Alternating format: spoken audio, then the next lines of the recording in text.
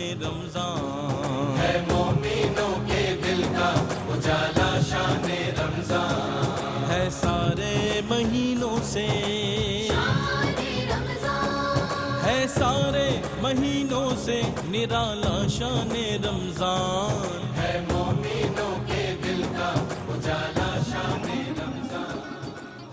جی خوش آمدید ناظرین کرام، اور خیر مقدم ہے آپ کا نعمت افطار کا خصوصی اور اہم ترین سیگمنٹ، جس میں ملک پاکستان ہی کے نہیں بلکہ عالم اسلام کے مقتدر اور مستند علماء کرام ہمارے ساتھ ہوتے ہیں، اور وہ سیگمنٹ ہے بزم قرآن۔ پیش خدمت ہے بزم قرآن۔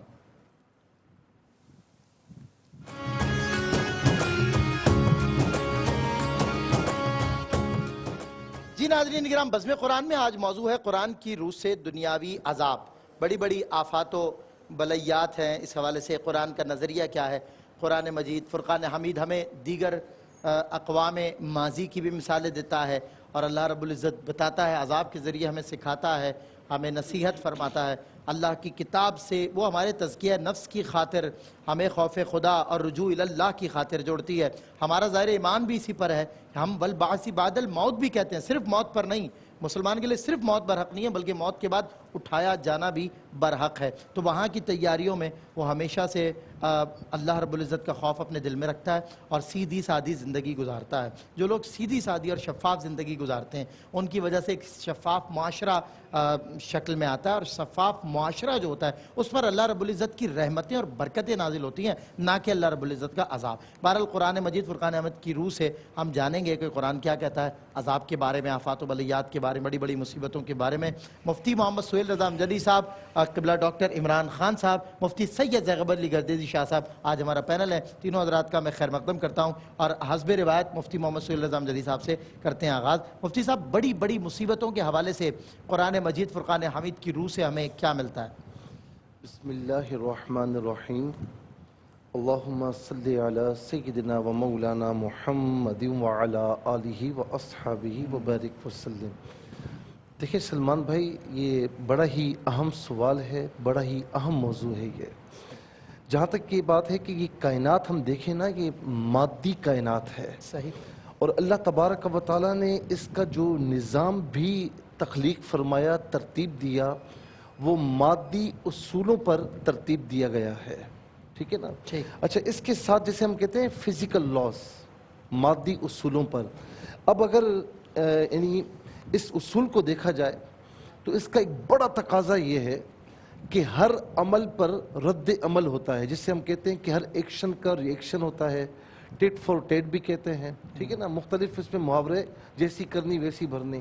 تو ہر عمل کا رد عمل ضرور ہوتا ہے۔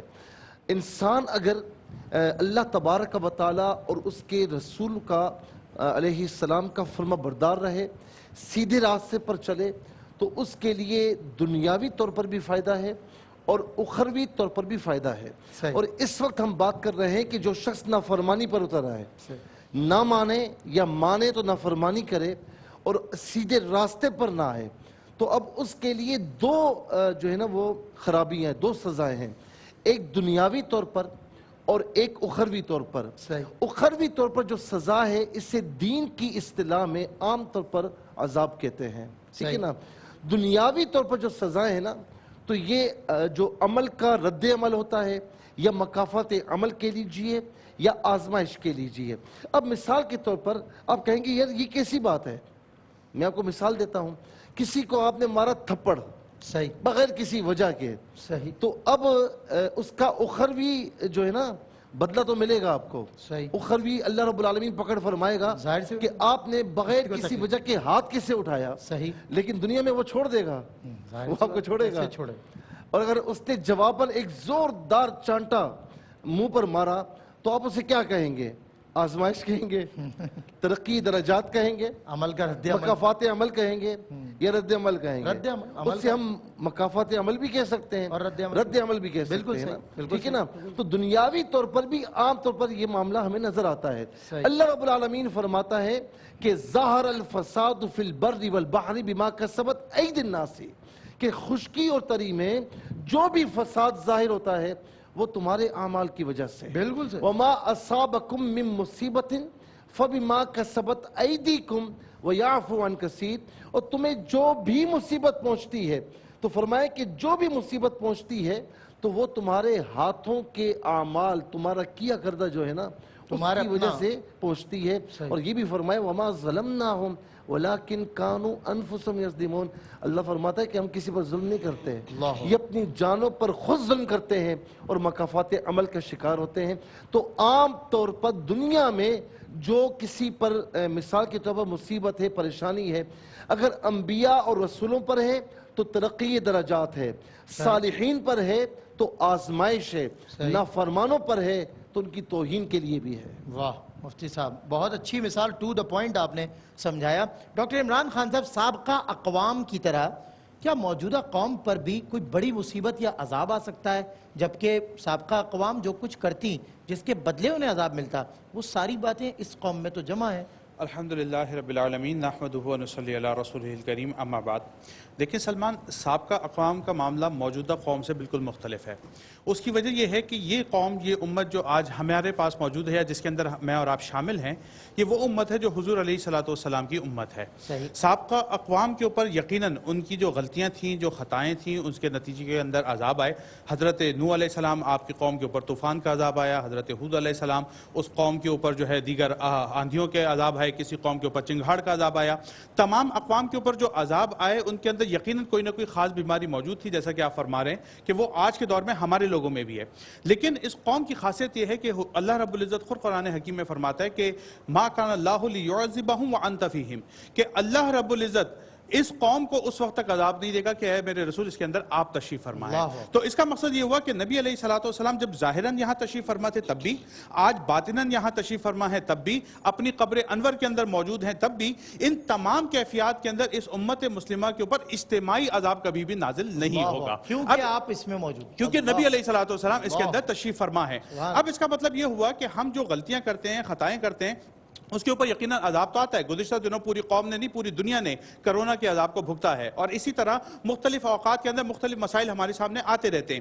لیکن اجتماعی طور کے اوپر پوری قوم کا ختم کر دیا جانا، یا بنی اسرائیل کے لیے جس طرح قرآن نے کہا تھا کہ ان کے چہروں کو بندروں کی طرح مسخ کر دیا جائے گا، اس طرح کا اجتماعی عذاب اس قوم کے اوپر نہیں آئے گا۔ لیکن اس کی یہ مطلب نہیں ہے کہ اس قوم کی اکاؤنٹیبلٹی نہیں ہوگی، اکاؤنٹیبلٹی ہوگی، اللہ رب العزت کی دربار میں باز پرس بھی ہوگی، اور دنیا کے اندر بھی اس کے لیے مکاتبات عمل جو ہے وہ رونما ہوتا رہے گا، لیکن اجتماعی عذاب سے انشاءاللہ تعالی یہ قوم محفوظ رہے گی۔ کیا بات ہے ڈاکٹر صاحب۔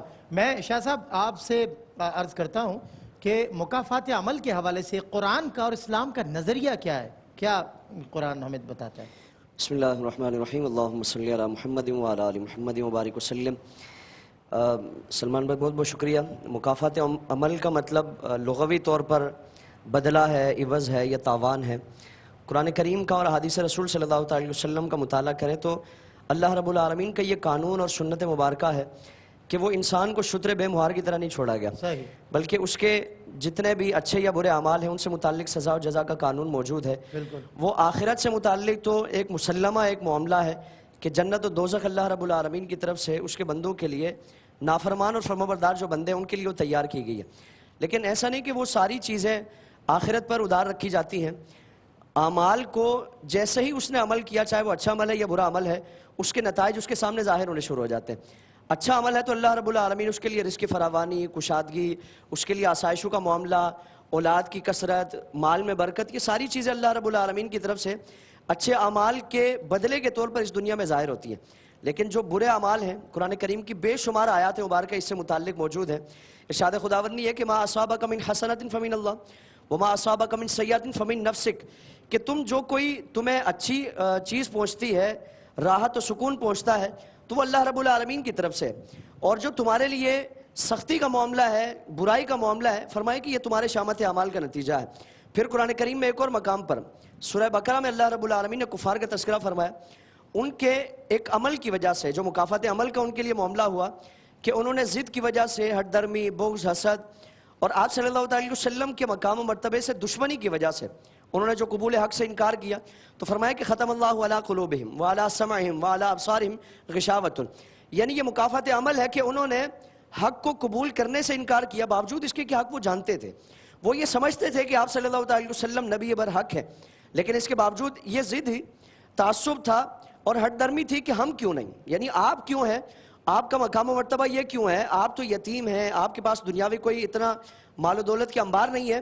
تو اللہ تعالیٰ نے اس تعصب کی وجہ سے فرمایا کہ ان کے دلوں پر، ان کی آنکھوں پر، ان کے کانوں پر، ان کے سماعتوں پر اللہ رب العالمین نے پردے ڈال دیے. پھر اس میں یہ بھی یاد رکھا جائے کہ کسی کے عمل کا کسی دوسرے کو انجام نہیں دیا جاتا، بدلہ نہیں دیا جاتا، بلکہ کوئی اگر گناہ کرتا ہے تو اس کو ہی اس کا اللہ رب العالمین اس کے سامنے اجر فرماتا ہے یا سزا و جزا کا معاملہ فرماتا ہے.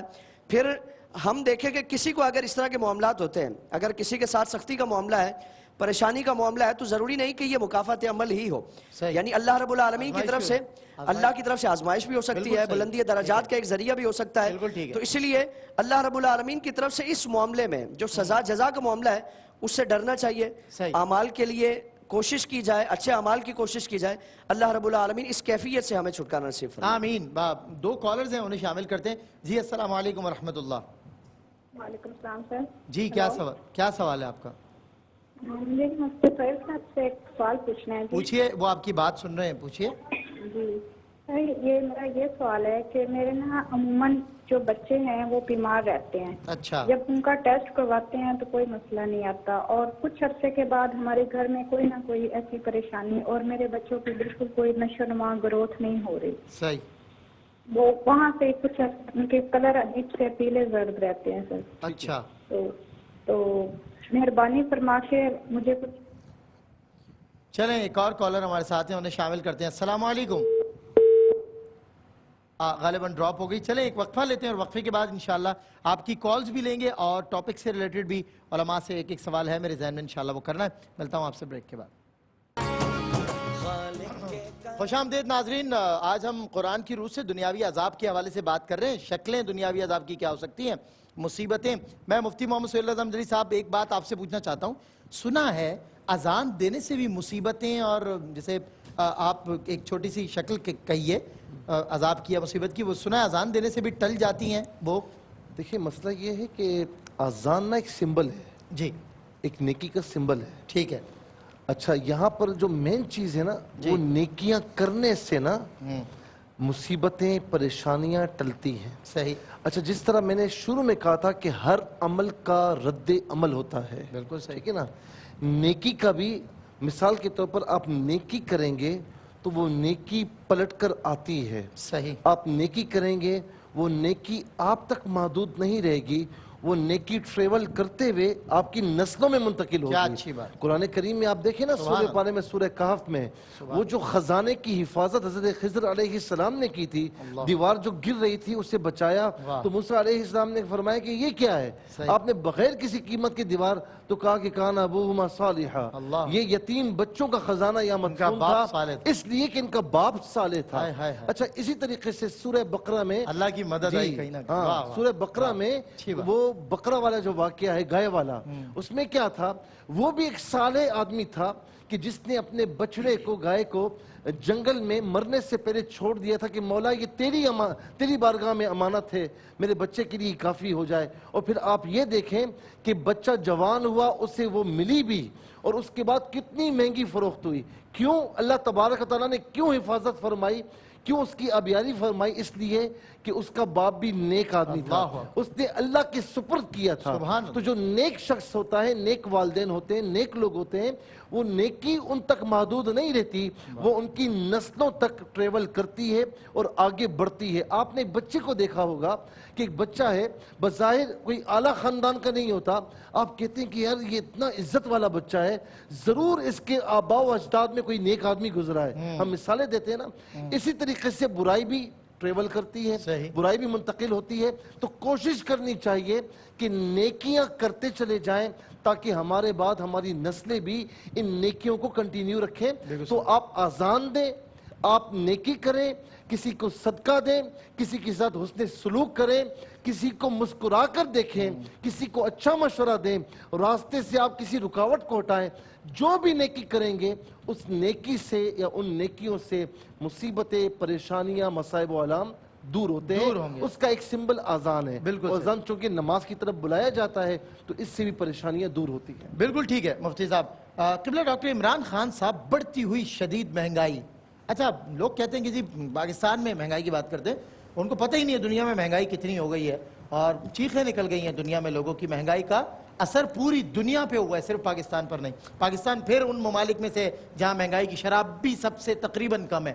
بہرحال میں اس حوالے سے بات کرنا چاہتا ہوں کہ مہنگائی اور بے روزگاری, معاشی تنگی اور تنگ دستی, کیا اسے بھی عذاب کی شکل سمجھا جاتا ہے؟ دیکھیں سلمان, دو باتیں ذہن میں رکھیں. اگر کوئی شخص وقتی طور کے اوپر غریب ہے, مسکین ہے, بے روزگار ہے, پریشانیوں میں مبتلا ہے, تو اس کا لازمی مطلب یہ نہیں ہے کہ وہ عذاب کے اندر مبتلا ہے. ہمارے سامنے نبی علیہ السلام کی مثال موجود ہے.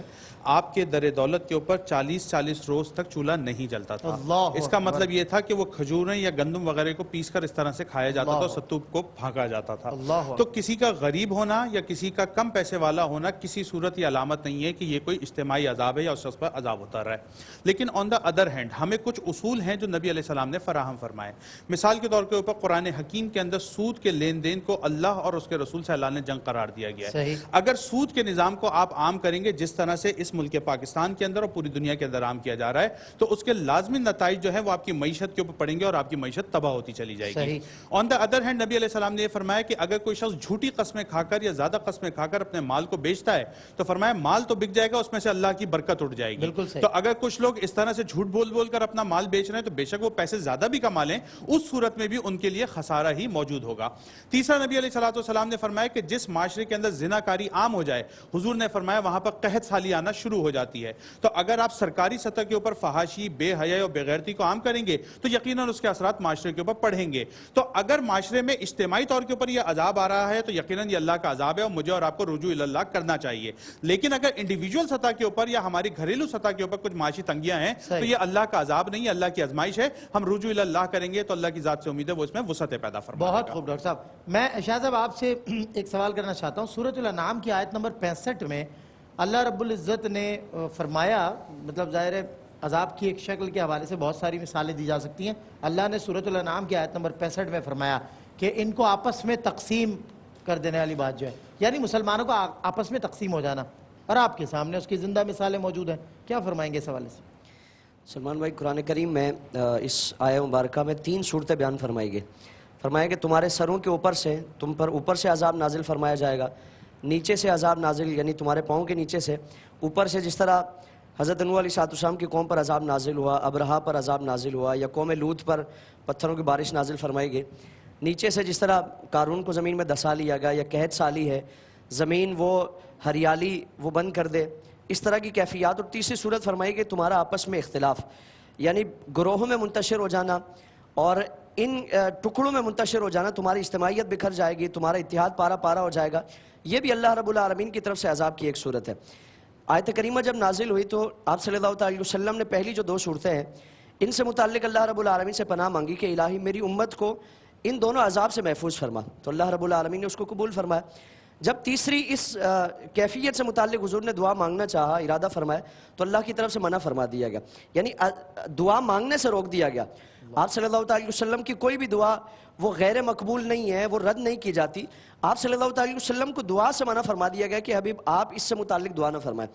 اب اس امت میں جو آج تک ہم ایک کیفیت دیکھیں کہ جب 313 کی ایک تعداد ہے, اللہ رب العالمین نے ان کے اخلاص کی وجہ سے, تقوی اور پرہیزگاری کی وجہ سے, اور اللہ رب العالمین پر جو اعتماد اور بھروسہ اور توکل ہے اس کی وجہ سے اپنے سے 3 گنا بڑی فوج پر اللہ نے فتح عطا فرمائی. یعنی کیسا اس میں میٹر کرتا ہے. ظاہر ہے قرآن کریم میں فرمایا نا کہ 10 ہے تو 100 پر بھاری ہوں گے, صحیح بات, 100 ہے تو 1000 پر بھاری ہوں گے. وہ اخلاص اگر ہو تو, وہ تقوی پرہیزگاری ہو تو. لیکن اگر یہ ساری چیزیں نہ ہوں جس کا آپ صلی اللہ علیہ وسلم نے تذکرہ بھی فرمایا, حضور نے فرمایا کہ تم پر ایک ایسا زمانہ آئے گا کہ اقوام عالم تم پر ایسی جمع ہوگی جس طرح کھانے کے دسترخوان پر جمع ہوتے ہیں, کھانے کے پلیٹ پر جس طرح جمع ہوتے ہیں. صحابہ نے عرض کیا رسول اللہ کیا ہم افرادی قوت میں کمی ہوگی؟ تو حضور نے فرمایا کہ نہیں, تمہاری افرادی قوت میں کثرت ہوگی, لیکن فرمایا کہ تم سمندر کے جھاگ کی طرح ہوگے. مادی اشیاء سے متعلق تم آپس میں الجھ جاؤ گے, دنیاوی رنگ و نسل ہے اور اختلافات ہیں, ان ساری چیزوں میں پڑھ کر, جنگ و جدال میں پڑھ کر فرمایا کہ تمہاری اجتماعیت بکھر جائے گی, تمہاری طاقت کا شرازہ بکھر جائے گا, پھر تم پر اللہ رب العالمین اس طرح کی کیفیات کو مسلط فرمائے گا. آج بھی اگر قرآن و سنت کے اصولوں کو پیش نظر رکھا جائے, قرآن و سنت سے رہنمائی حاصل کی جائے, اتحاد اور اتفاق وہ اس کی کیفیت پیدا کی جائے, تو اللہ رب العالمین برکتیں بھی عطا فرماتا ہے, طاقت بھی عطا فرماتا ہے, اور پھر وہ عظمت رفتہ جو ہے اللہ رب العالمین وہ عطا فرماتا ہے. کیا بات ہے شاہ صاحب. کالرز کو شامل کرتے ہیں. السلام علیکم. ہلو,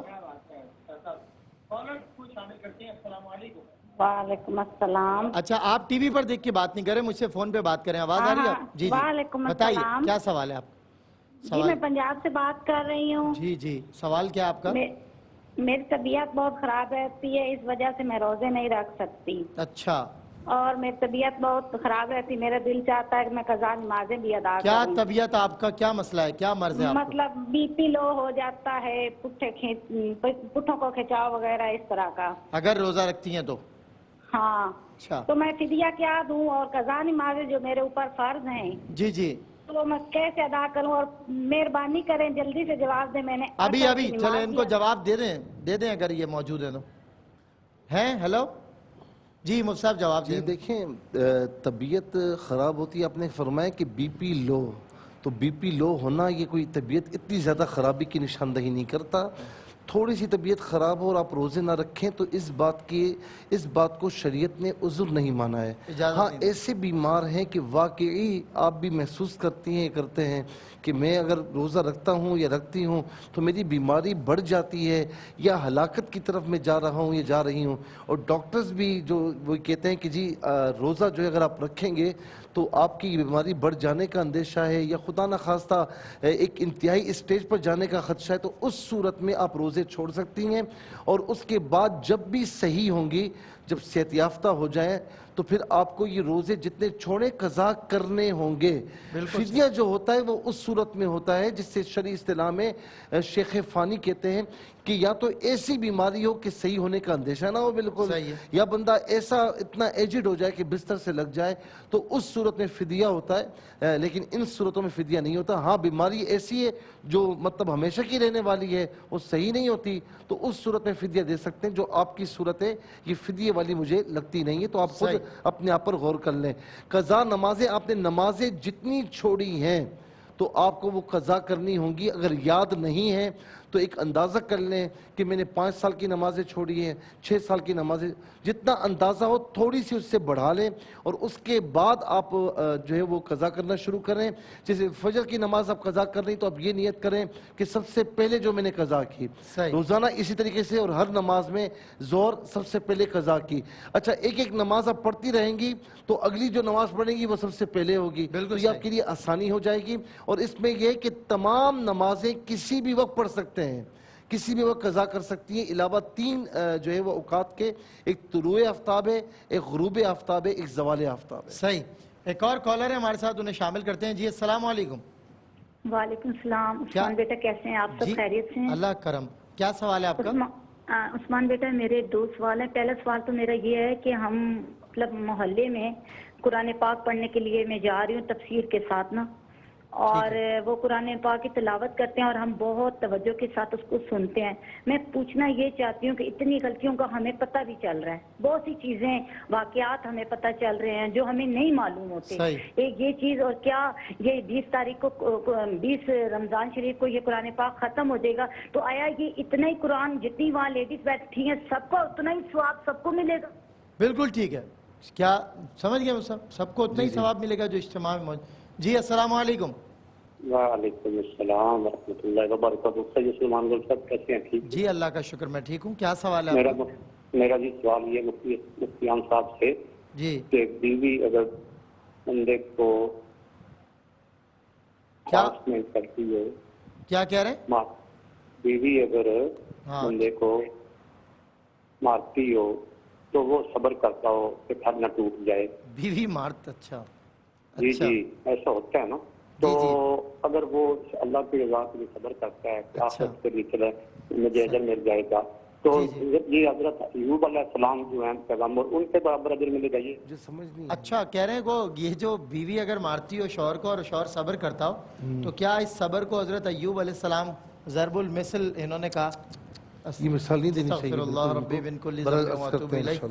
بہرحال آپ مجھے آج تک یاد ہے ہم ایک لائیو پروگرام میں بیٹھے ہوئے تھے, ہمارے ساتھ کچھ احباب تھے, تو اسی قسم کا ایک سوال آیا تو انہوں نے کہا بھائی آپ صبر نہ کریں, آپ تھوڑی غیرت کر لیں. صحیح بات, ٹھیک ہے نا, تو یہ اللہ کی طرف سے مرد کو جو ہے خاتون کے اوپر رکھا گیا ہے, نظام اس کو چلانا ہوتا ہے. اگر اس کیفیت میں آپ مبتلا ہیں تو آپ صبر کے بجائے غیرت کریں اور ذرا مردانگی کا مظاہرہ کرتے ہوئے ان معاملات کو ہوش و حکمت کے ساتھ طے فرمائیں اور اپنی ایڈمنسٹریشن درست کیجئے, ورنہ اپنے بزرگوں سے کسی سے رہنمائی حاصل کیجئے کہ گھر اور خاندان کیسے چلایا جاتا ہے, نہ کہ یہ کہ آپ بیوی سے پٹتے رہیں اور اس کے اوپر حضرت ایوب علیہ السلام کے نعوذ باللہ صبر کا اجر طلب کرنے کے لیے خواہش مند. بڑی اچھی اور زبردست آپ نے بات کی ہے. تھوڑی سی حضرت نے بالکل صحیح فرمایا, لیکن تھوڑا سا یہ ہے کہ سچویشن اگر چینج ہے. دیکھیں ہمارے پاس ایسے کیسز بھی آئے ہیں کہ شوہر ہے بوڑھا ہے, یہ بیمار ہے, وہ کچھ نہیں کر سکتا, اور بیوی ظلم کر رہی ہے, اب کیا کرے گا, اٹھ کے مارے گا, اس کے تو ہاتھ پاؤں نہیں چل رہے. ایک صورت وہ ہے جو قبلہ نے بتائی ہے, اور ایک صورت یہ بھی ہے. ہاں ہمارے پاس کیسز ایسے آئے ہیں کہ شوہر جہاں بیمار پڑا ہے اس نے زمانہ ماضی میں کچھ کیا ہوگا, تو بیوی نے کہا آ جاؤ اب بدلہ میں لے رہی ہوں. تو بہرحال بیوی کو اس طریقے سے نہیں کرنا چاہیے اور اس کی خدمت کرنی چاہیے. لیکن میرے بھائی اتنا ضرور ہے کہ صبر ایوب جو تھا نا وہ بیماریوں پر تھا, اور یاد رکھیں کہ ان کی جو زوجہ محترمہ تھی انہوں نے اخیر تک حضرت ایوب علیہ السلام کی خدمت کی تھی. تو یہاں پر صبر ایوب کا حوالہ نہ دیں, آپ صبر کرتے ہیں تو اللہ رب العالمین آپ کو ثواب عطا فرمائے گا. صبر بھی دو طرح کا ہوتا ہے, ایک تو میں کچھ نہیں کر سکتا تو صبر کر رہا ہوں, تو ایسے صبر کا ثواب نہیں ملتا کہ جب نشانے پر آئے گا تو دیکھا جائے گا. ہاں کچھ کرتے ہوئے یعنی طاقت رکھتے ہوئے آپ کچھ نہ کریں, صبر کریں تو اس کا ثواب اللہ رب العالمین آپ کو عطا فرمائے گا. بالکل ٹھیک ہے. اذان عصر کا وقفہ ہے, ملتے ہیں آپ سے اس وقفے کے بعد, ہم نماز پڑھتے ہیں, آپ اذان عصر براہ راست سنیے. قاری نعمان نعیمی انشاءاللہ اذان عصر دیں.